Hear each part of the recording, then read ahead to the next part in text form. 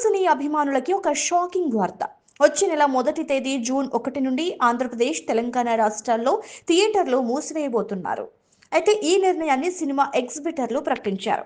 ఆదివారం హైదరాబాద్లోని ఫిలిం ఛాంబర్లో జరిగిన సమావేశంలో ఈ నిర్ణయం తీసుకున్నట్టుగా తెలుస్తోంది.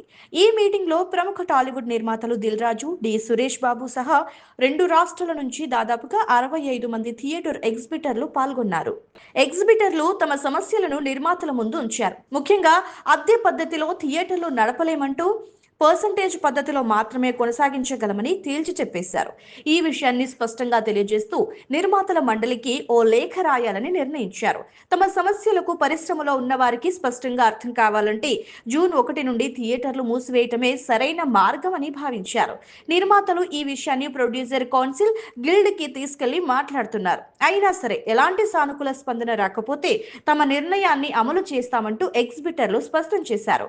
థియేటర్లు మూసివేస్తే జూన్లో విడుదల కావాల్సిన పెద్ద సినిమాలు ప్రభావితమయ్యే అవకాశం ఉంటుంది. కాబట్టి ముఖ్యంగా జూన్ 12న పవన్ కళ్యాణ్ నటించిన హరిహర వీరమల్లు విడుదల కావాల్సి ఉండగా ఈ నిర్ణయం తెలుగు సినీ ప్రపంచంలో చాలా వైరల్ గా మారింది. మొత్తానికి థియేటర్లు మూసివేత విషయంలో తుది నిర్ణయం నిర్మాతలపై ఆధారపడి ఉంది. కానీ ఈ పరిణామం సినిమాల విడుదలపై పెద్ద ప్రభావం చూపనుంది మరి.